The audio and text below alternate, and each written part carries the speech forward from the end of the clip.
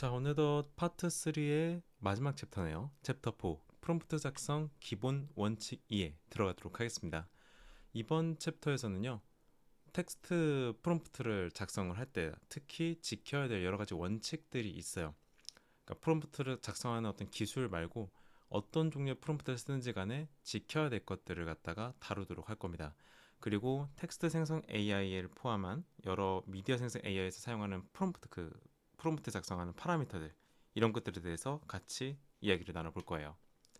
여러분 교재에서는 194페이지를 보시고 따라오시면 됩니다.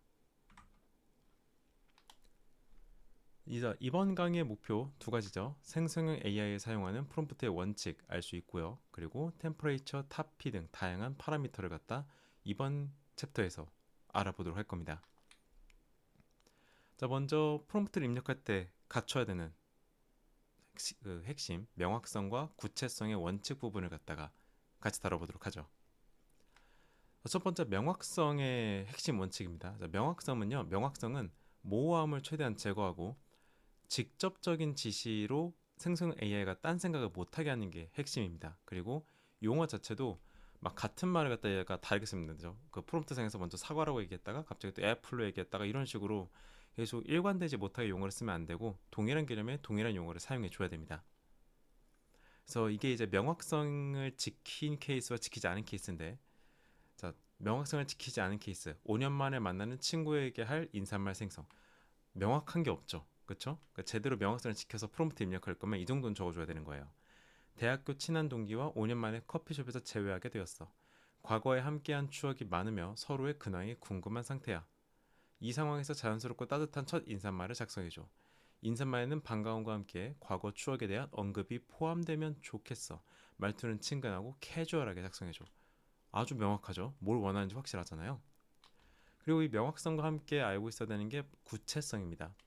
자, 구체성은 상세한 정보가 핵심입니다. AI가 구체적으로 뭘 말하자는 거지? 지금 뭐 어떻게 달라는 거지? 이런 것들을 제시해달라는 건데, 구체성의 가장 큰 특징은 정량적인 표현들이 등장한다는 겁니다. 어떤 숫자나 단위 같이 측정 가능한 기준을 제시해 주는 걸수록 구체성이 충분히 확보가 됐다고 볼 수 있어요.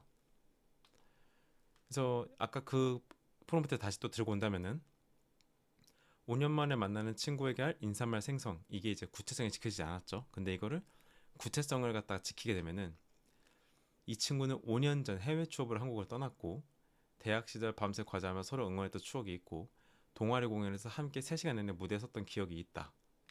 그리고 유머러스하면서 진심 어린 첫 인사말을 3-4문장으로 작성해줘. 보면 정량적으로 최대한 그 구체적인 요청사항을 계속해서 하고 있죠. 정량적인 내용으로. 그래서 이런 표현들이 되게 많이 등장하게 됩니다. 구체성을 갖다 갖춘 프롬프트는요, AI가 어떤 숫자적인 부분에서 멋대로 행동하지 못하게 합니다. 그래서 이 부분이 구체성을 갖춘 프롬프트 케이스라고 보시면 돼요. 잘 이해하셨는지 확인해 보도록 하죠. 다음은 AI에게 제출한 요청 프롬프트입니다. 명확성이 결여되어 AI가 의도를 파악하기 가장 어려울 것으로 예상되는 프롬프트를 고르시오. 자, 여러분 선택지를 한번 읽어보시고 명확성이 결여된 걸로 추정되는 걸 하나 골라주시면 됩니다. 10초 드리겠습니다.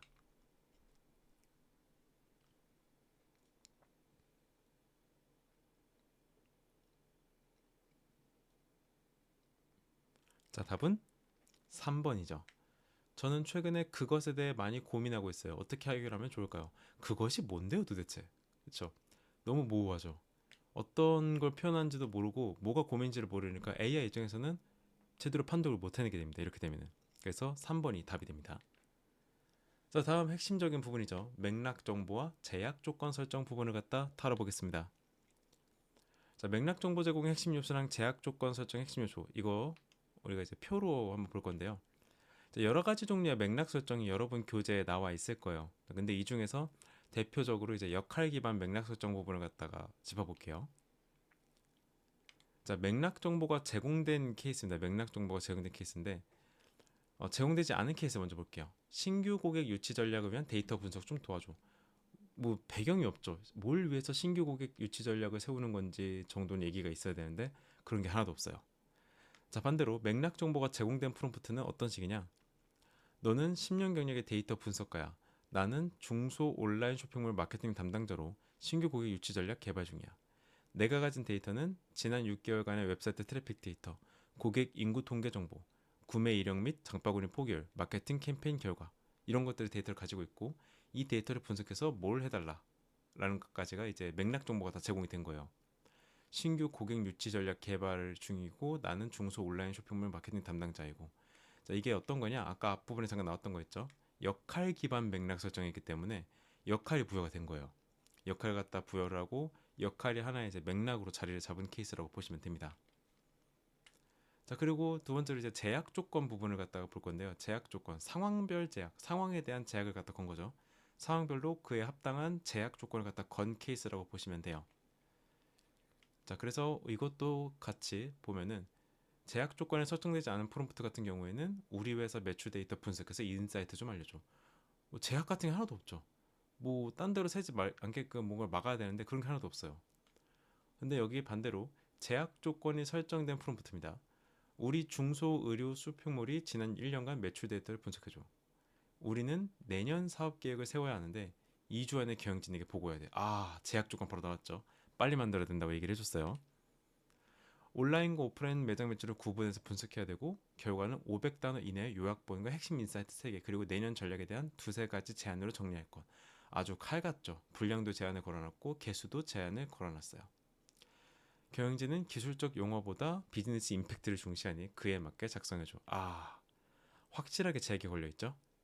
이런 것들이 제약 조건이다 라고 알고 계시면 됩니다.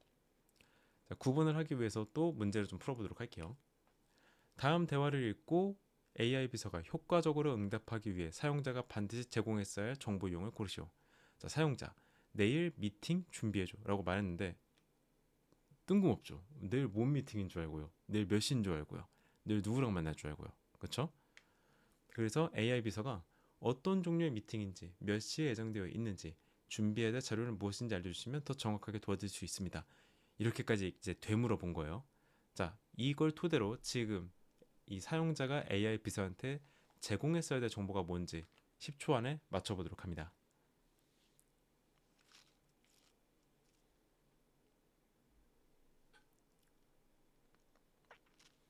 자, 답은 3번 맥락 정보 제공이죠.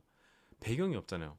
그냥 단순히 내일 미팅 준비해줘라는 너무 모호하니까 도대체 무엇을 위한 미팅인지 어떤 걸 다룰 건지 어떤 자료가 필요한지 맥락, 배경, 백데이터를 갖다 제공을 해줘야 됩니다. 근데 그게 없었던 거예요.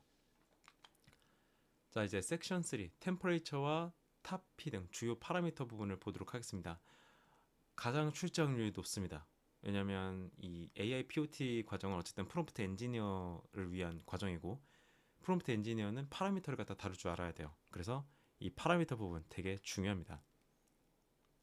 자, 텍스트 생성 AI한테는 사실 되게 다양한 파라미터들이 존재하는데 문제에서 가장 많이 출제되고 중요도가 높은 파라미터는 이 세 가지, 그 중에서도 이 두 가지라고 보시면 됩니다. 템퍼레이처와 탑P 각각 어떤 역할을 하냐? 템퍼레이처는 결과의 다양성이랑 어떤 결과물의 창의성 부분을 갖다가 조절을 해요. 그리고 탑P 같은 경우에는 그 단어를 얼마나 다양하게 쓰냐, 다양하게 쓰지 않냐를 갖다가 관할합니다. 그래서 템퍼레이처 값이 이제 최대치가 2.0이거든요. 2.0에 가까워지면 가까워질수록 점점 더 거의 소설 쓴다는 느낌으로 결과물이 출력이 됩니다. 그리고 탑피 값은 높으면 높을수록 하나의 결과물을 만들 때 같은 말인데도 불구하고 그 같은 말을 되게 여러 개의 단어나 이런 걸로 표현을 하게 해요. 그래서 이 두 개의 파라미터가 가지고 있는 설명과 그리고 값의 범위를 알아두고요. 값의 범위가 커지거나 작아질수록 결과물에 어떤 영향을 끼치는지를 갖다 알아두셔야 됩니다. 굉장히 중요한 부분이에요. 문제를 출제될 가능성도 굉장히 높고요. 자, 그래서 이제 템퍼레이처 부분을 갖다 좀 더 디테일하게 보면요.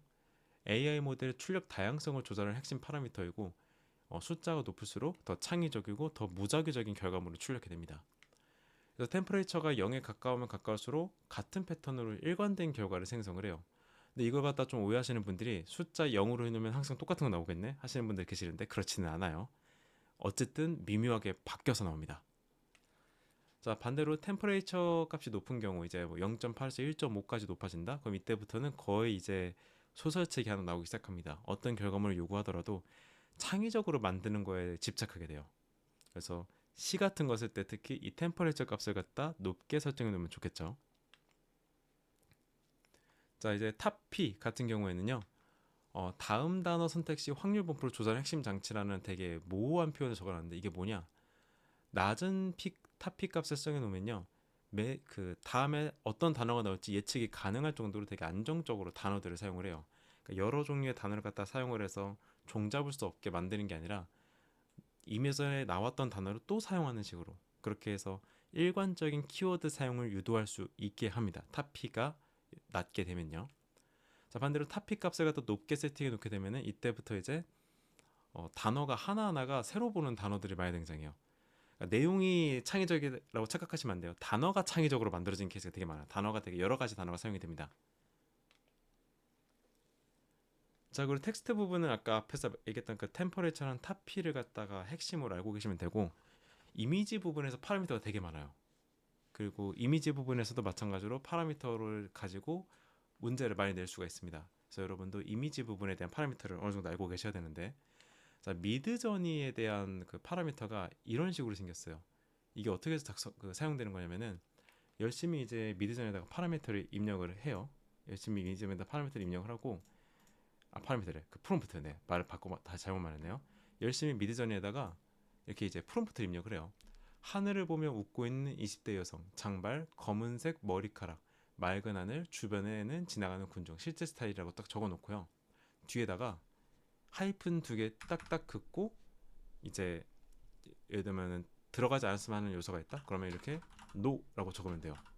이거 no라고 적고 나서 이 뒤에다가 들어가기 싫었으면 하는 단어를 갖다 적으면 그게 이미지에 반영이 안 되게 할 수가 있어요.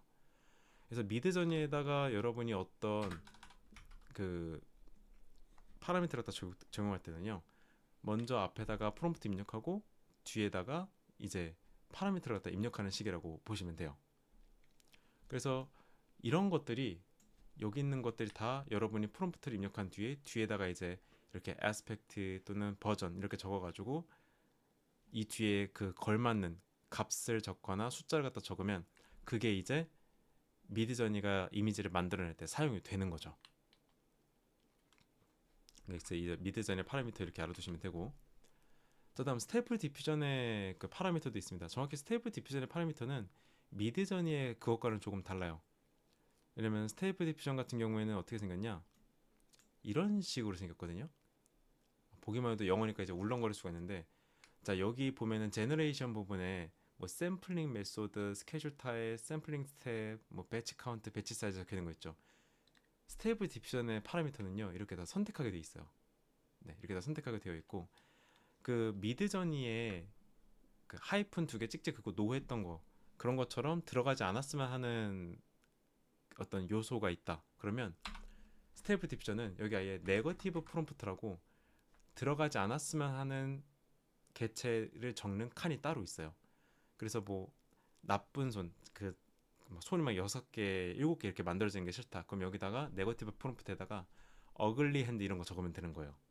네. 그래서 스테이블 디퓨전의 파라미터 입력 방식이랑 미드전의 파라미터 입력 방식은 굉장히 다릅니다. 두 가지가 서로 다르다는 거 알고 계시면 되고요. 그래서 스테이블 디퓨전의 파라미터는 보면은 다 이렇게 적혀 있는 거예요. 그냥 샘플링 메소드, CFG 스케일, 배치 사이즈, 위즈, 헤이트, 이게 뭐냐면 아까 우리가 봤던 그 여러 가지 항목들, 버튼의 이름인 겁니다. 그래서 여기도 마찬가지로 이제 최대치, 최소값이 다 존재를 해요. 그래서 각각의 파라미터가 어떤 역할을 하는지 꼭 알아놔야 돼요. 앞부분의 미드저니도 마찬가지죠. 각각의 파라미터가 어떤 역할을 하는지 꼭 알아놔야 됩니다. 이거 문제로 무조건 나옵니다, 진짜. 뭐 예를 들면 여러 가지 파라미터가 적용되어서 만들어진 이미지를 보고 이 파라미터가 어떤 기능을 했는지를 선택지에서 찾는 문제가 진짜 거의 매번 나옵니다. 그래서 미드전이 스테이블 디퓨전의 이 각각의 파라미터 이름과 그 파라미터가 어떤 기능을 하는지 꼭 알아놔야 돼요. 꼭 알아놔야 됩니다. 그 달리 같은 경우에는 사실 얘는 파라미터라고 하기 좀 애매해요. 왜냐면 그 파라미터라고 그 해봤자 어떤 특정 정해진 양식이 있는 게 아니거든요. 스테이블 디퓨전 같이 정해진 버튼이 있는 것도 아니고 미드저니 같이 막 하이픈 2개 찍찍 그어놓고 해서 입력하는 게 아니에요. 그냥 뭐 프롬프트 입력하다가 프롬프트 중간이나 뒤쪽에다가 무슨 스타일, 무슨 퀄리티, 무슨 사이즈라고 입력해 주면은 그게 반영되는 식이에요. 그래서 사실 달리는 이게 파라미터라고 하기 애매하고 프롬프트와 파라미터 그 어느 경계에 있다? 이렇게 이해하시면 될 것 같아요. 그래서 그런가 파라미터 관련 문제가 나올 때, 이미지 파라미터 관련 문제가 나올 때 스테이플 디퓨전이나 미드 정리로 내지 달리로 내는 케이스는 아직은 못 봤어요. 자, 이제 이걸 토대로 1급도 알아보기를 보도록 할게요. 먼저 명확성과 구체성의 원칙에서 그 의도적 모호함의 효과 부분을 볼 겁니다. 이번 챕터에서는 이 섹션 1에 대해서만 섹션 1에 대해서만 1급도 알아보기를 갖다가 준비가 된 걸로 알고 있어요. 네, 그런 것 같네. 네, 맞는 것 같아요. 자, 그래서 전략적 모호성의 기준이라고 하는데, 아까 우리가 일부러 명확성을 확보하고 구체성을 확보해가지고 모호성을 없었는데, 전략적 모호성이라는 건 뜬금없이 뭐냐? 일부러 모호하게 프롬프트를 적는 거예요. 특정 부분을 갖다가. 자, 어떻게 뭘 말하는 거냐?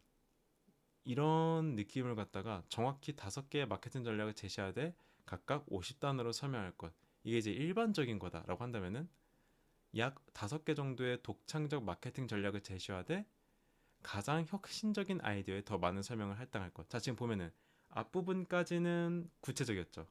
앞부분까지는 구체적으로 얘기를 했는데 뒷부분에서 가장 혁신적인 아이디어에 더 많은 설명을 할당할 것. 이 부분에서는 AI한테 일부러 자율권을 준 거예요. 전략적 모호성으로 제작된 프롬프트는 항상 보면은 중간까지는 이제 구체적으로 얘기를 하는데 중간 이후부터 AI한테 자율권을 갖다 부여하는 식으로 프롬프트가 작성이 됩니다. 그래서 이제 이런 거죠. 모호성이란 여러 의미로 해석될 수 있는 특성을 의미하고 이거를 이제 AI한테 역으로 사용하는 거예요. AI가 창의적으로 생각할 수 있는 여지를 갖다가 제공하게 하자. 그래서 모호성을 적용을 시킬 때 어떤 표현을 주로 사용하냐? 항상 이렇게 얘기해요.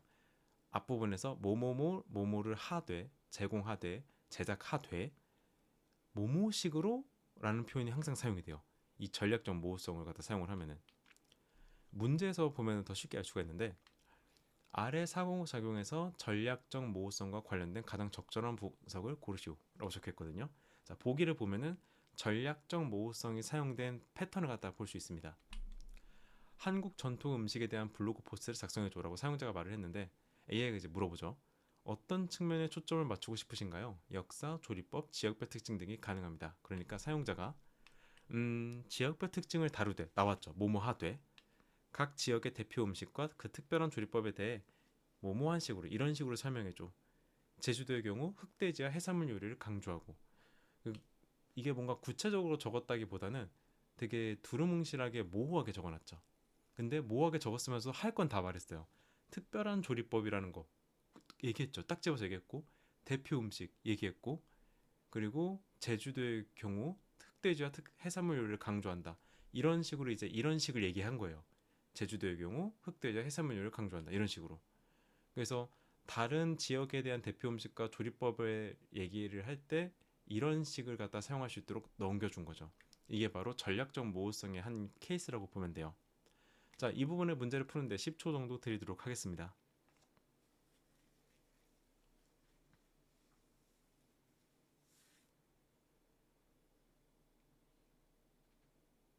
자, 답을 볼까요?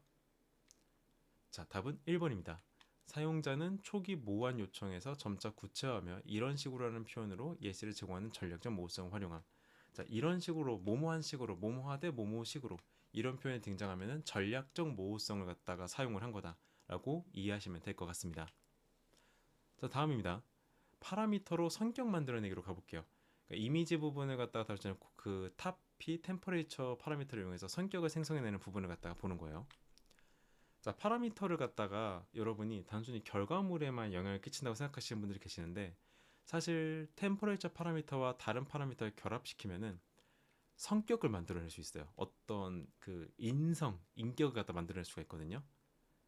자, 여기에 지금 나와 있는 템퍼레이처, 프리퀀시 페널티, 템퍼레이처, 타피 이렇게 이해해도 좋고요. 또 다른 예시를 보여드리자면은 이런 느낌이라고 보시면 됩니다. 자, 타피와 그리고 프리퀀시 페널티 얘네를 갖다가 그 템퍼레이처 파라미터랑 같이 결합을 하면요. 다양한 형태로 인격을 갖다 구현할 수 있거든요. 그 예시를 밑에서 제가 보여드리는 거예요.